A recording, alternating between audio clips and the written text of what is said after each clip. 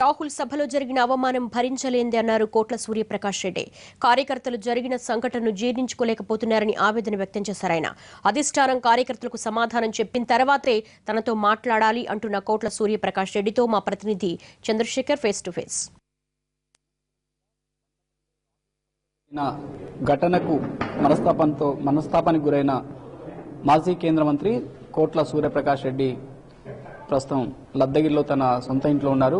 ఆయన పార్టీ నుంచి బయటికి వెళ్లిపోతారు, వేరే పార్టీలో చేరుతున్నారు అనే ప్రచారం జరుగుతున్న నేపథ్యంలో ఆ పార్టీ కార్యకర్తలు ఆయన వద్దకు వస్తున్నారు. ఎలాంటి నిర్ణయం తీసుకోబోతున్నారు అనే విషయాలపై ఆ పార్టీ కార్యకర్తలు నాయకులు ఆయనతో మాట్లాడేందుకు ఇక్కడికి వచ్చారు. ఈ నేపథ్యంలో పార్టీ కేంద్ర నాయకులు అలాగే పీసీసీ చీఫ్ రఘువీరారెడ్డి కోట్ల సూర్యప్రకాష్ రెడ్డితో ఫోన్లో మాట్లాడారు. నిన్న రాత్రి కూడా పల్లం రాజు, కనుమూరి బాపిరాజు, కాసు కృష్ణారెడ్డి వంటి ముఖ్య నేతలు కూడా ఆయన్ను బుజ్జగించే ప్రయత్నం చేశారు. ఈ నేపథ్యంలో అసలు నిన్న జరిగిన సంఘటన ఏంటి, ఆయన భవిష్యత్తులో ఎలాంటి నిర్ణయం తీసుకోబోతున్నారు, పార్టీ ఏ విధంగా దీన్ని సమన్వయం చేయబోతుంది అనే విషయాలపై మనం మాట్లాడే ప్రయత్నం చేద్దాం. అసలు నిన్న సంఘటన ఏం జరిగింది? ఇట్స్ ఎ మాన్యువల్ మిస్టేక్, మనిషి పొరపాటు. అది తర్వాత ఎక్కడైతే ఆర్గనైజ్ చేస్తారో వాళ్ళు కూడా పొరపాటు, అందులో బాధ్యత లేకుండా చాలా మంది కార్యకర్తలు దాన్ని హట్టారు. మా నాయకుని రాహుల్ గాంధీ, మన్మోహన్ సింగ్ గారు వచ్చారు, మంచి ప్రోగ్రామ్ వచ్చారు, కామన్ ప్రోగ్రామ్, మంచి ప్రోగ్రామ్. అది తమ యావత్ భారతదేశం బాగా లబ్ధి పొందింది. అది 10 years కంప్లీట్ అయ్యే ఉద్దేశంతో చాలా మంది మా కార్యకర్తలు వచ్చారు. అందరూ కూడా మా గ్రామాల్లో దాని మీద బెనిఫిట్ పొందారు. చూడడానికి వచ్చారు, వాళ్ళ భాష చేయడానికి వచ్చారు. అక్కడ గేట్ దగ్గర ఇందాక స్వాభావిక చెప్పినట్లు చాలా మందికి అవమానం చేయడం. నాతో పాటు నా వైఫ్ ఉంది, వైఫ్ ఉంటే పాస్ లేదు, ఆ పేరు లిస్టులో పేరు లేదు.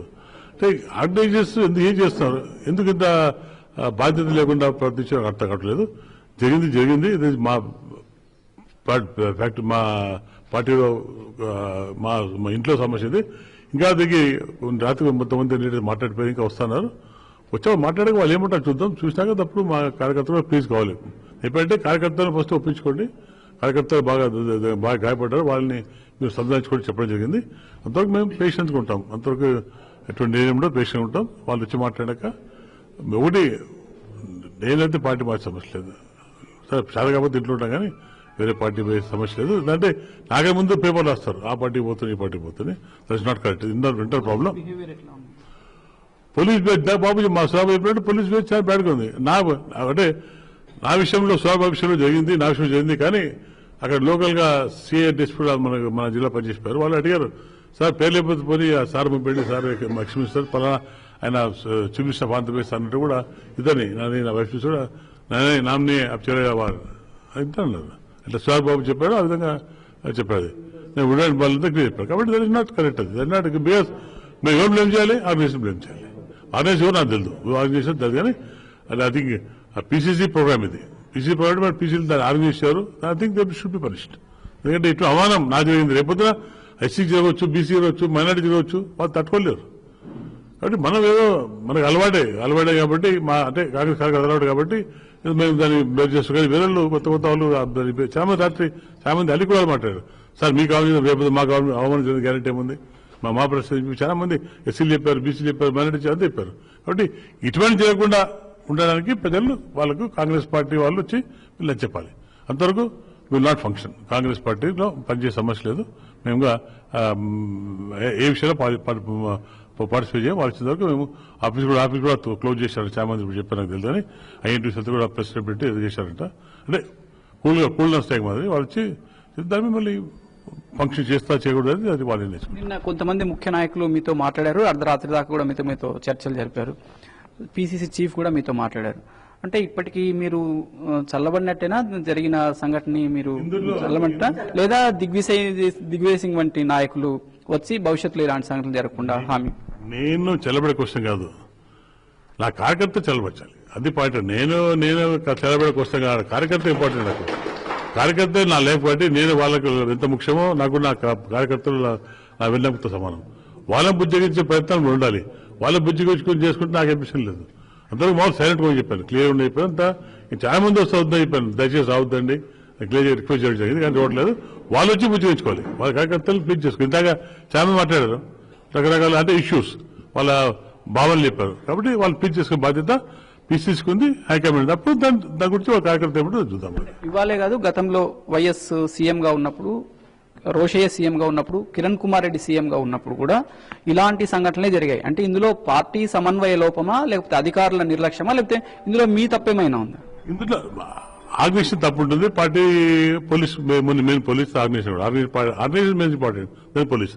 ఇప్పుడు లోకల్ పోలీసే గుర్తుపడతారు, గత సెంట్రల్ పోలీస్ వల్ల ఇబ్బంది వస్తుంది. కాబట్టి ఇంతకుముందు గతంలో రోషేపల్లి జరిగింది, ఇంతకుముందు మన్మోహన్ సింగ్ చెప్పుడు సుధాబాబు నాకు కూడా సుధాబాబు అబ్జెక్ట్ చేస్తే నేను కూడా బయటకు వచ్చాను. చాలా జరిగినాయి. మాకు లేడీస్ మాకు అలవాటే, కానీ కార్యకర్త అవ్వట్లేదు. వాళ్ళు ప్లీజ్ చేసుకోవాలి. సుధాబాబు కూడా ఒక దళితుడు మన్మోహన్ సింగ్ వచ్చినప్పుడు ఆబ్జెక్ట్ చేశాను, నేను కూడా బ్యాకప్ చేశాను. నా మిత్రుడు కాబట్టి ఒక మిత్రుడు ఒక దళితుడు అంటే నేను పోయి ఆమె ఉంది, నాకు అన్ని కూడా కావాలా. అది మన్మోహన్ సింగ్ ఫస్ట్ టైం వచ్చినప్పుడు నాకు జరిగింది, అది అలవాటు అయింది. రోషేపల్లి జరిగింది, అది జరిగింది, వాళ్ళు అలవాటు. అంటే అటువంటి మళ్ళీ జరగకుండా చేయాలి. ఆ బాధ్యత నన్ను అన్ని కాంప్రమైజ్ కాదు, కార్యకర్తల్ని ప్లీజ్ చేసుకోవాలి, కార్యకర్తల్ని ఒప్పించుకోవాలి, బాధ్యత వాళ్ళ ఉంది. కాబట్టి రేపొద్దున గ్యారంటీ ఏముంది మరి జరుగుతుంది, పనికి మరి అదే గ్యారంటీ ఇవ్వాలి, రైతులను మా కార్యకర్త సర్టిఫై చేయాలి, బాధ్యత హైకమాండ్కి ఉంది, అలాగే ఏసీస్కుంటుంది. మొత్తం మీద ఇప్పటికీ ముఖ్య నాయకులు కోట్ల సూర్యప్రకాష్ రెడ్డి గారితో మాట్లాడినప్పటికీ, ప్రత్యేక దూత ఇక్కడికి వచ్చినప్పటికీ ఈ వివాదం చల్లారిందని మాత్రం చెప్పడానికి లేదు. కోట్ల వర్గంలో చాలా మంది దిగ్విజయ్ సింగ్ ఇక్కడికి రావాలి, జరిగిన ఘటన పైన క్షమాపణ చెప్పాలి అన్న డిమాండ్ ఇక్కడ అంతర్గతంగా వినిపిస్తోంది.